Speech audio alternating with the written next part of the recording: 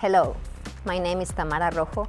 I am the Artistic Director of San Francisco Ballet, and I am delighted to welcome you to our 2026 season.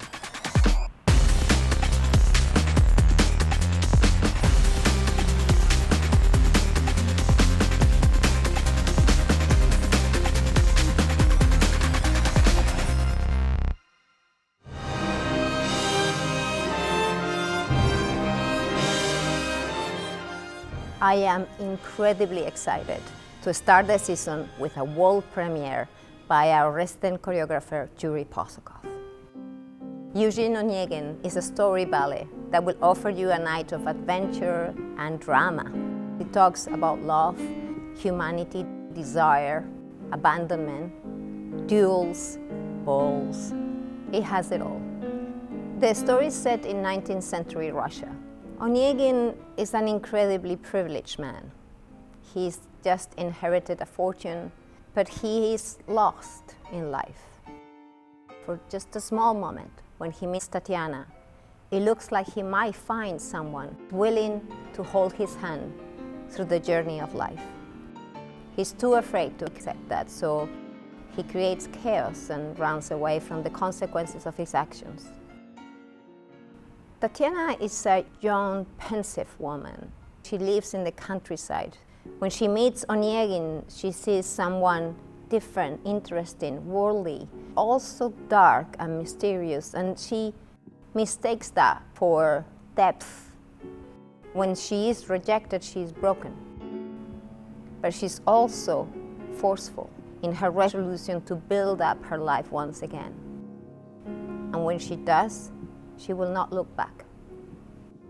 Yuri Posokov is a poet choreographer.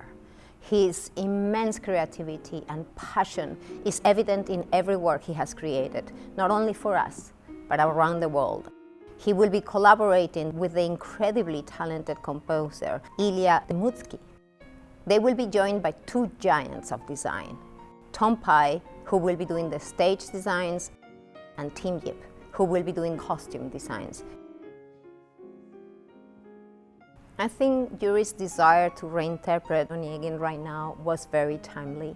The themes of excess, wealth, unashamed sharing of that wealth, of narcissism, of men that feel that perhaps they don't have purpose in this society, and of course, the themes of love and regret are always relevant, but particularly today. I think our dancers have dived into these characters and they are giving them a new life and a new perspective. And I'm very, very excited for the audience to see this work.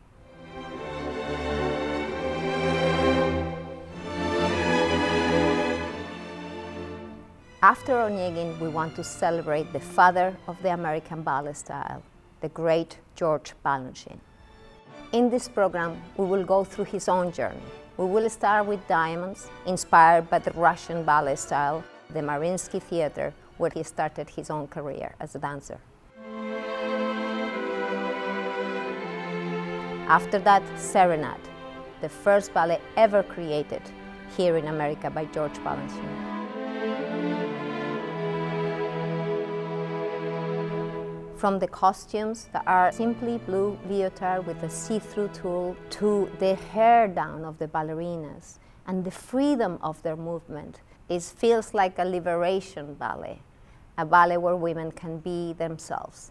It is obvious that Balanchine had changed his mind about what the role of the ballerina could be, influenced by his experience of musical theater and cinema in the United States of America.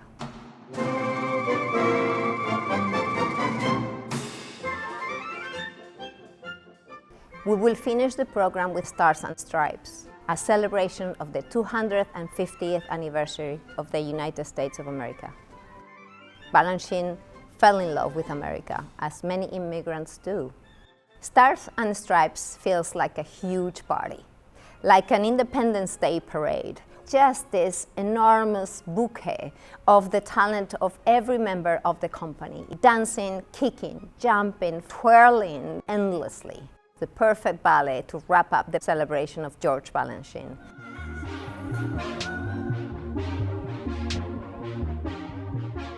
I am so proud and so honored that for the first time in San Francisco Ballet's history, we will be presenting a full evening program of the works of William Forsythe.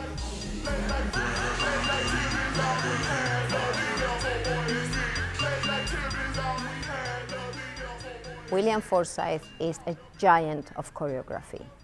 I do not believe there's another choreographer today that has a comparable legacy and impact into the evolution of classical ballet. I wanted to put his program directly after George Balanchine, as I believe that his work is the natural evolution of the legacy of Mr. B. We will be so lucky that Billy is coming to the studios to work with the dancers.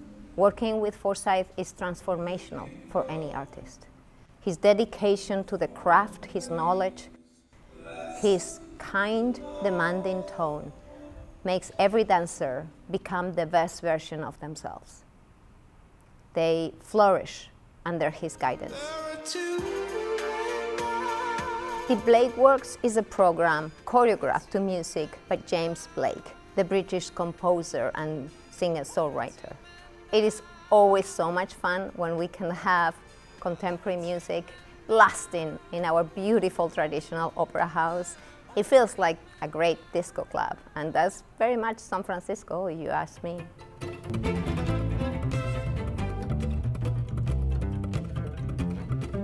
Next is Don Quixote.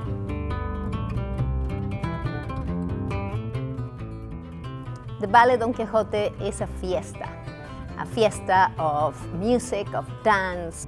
We have toreados, we have fans, we have love triangles, we have adventures, we have dreams.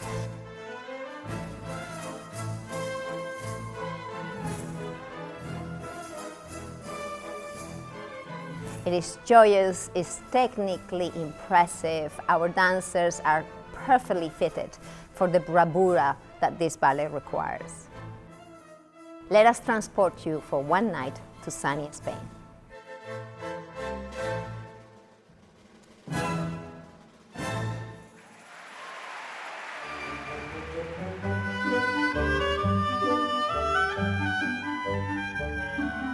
La Sylphide is such a pretty ballet. It's a family-friendly ballet of fairies and butterflies and birds and the forest.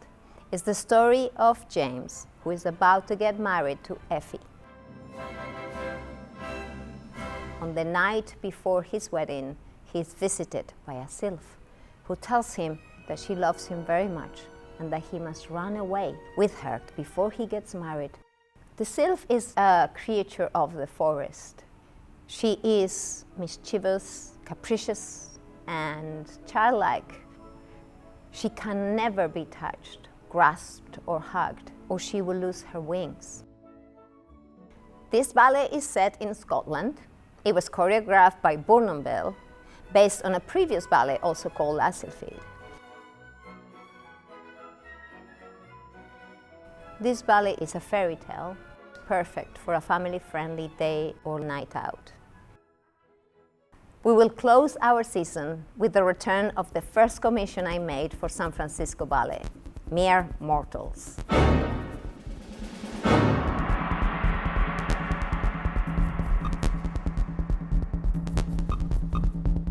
This is a mammoth production. New composition by Floating Point, Sam Shepard, designs by Hamill Industries, choreography by Asher Barton, the beautiful costumes, especially the golden costumes designed by Michelle Jank. Just an epic production that challenges the perception about AI. Set in the story of Prometheus and Pandora, it questions what is the price that humanity is willing to pay for this new technology and knowledge. I must admit that I was slightly terrified on opening night in January 2024. This ballet was like nothing that has ever been created before. It took over the entire opera house, not only the stage, and I didn't know what the audience was going to make of it. It was an explosion. It became also a moment in our city. It was sold out, even the encore. So I will encourage you to hurry up and buy tickets this time around.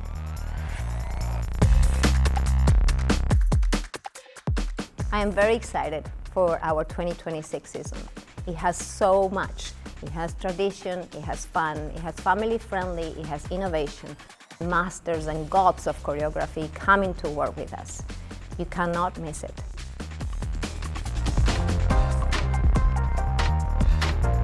I'm looking forward to seeing you at the Opera House very, very soon.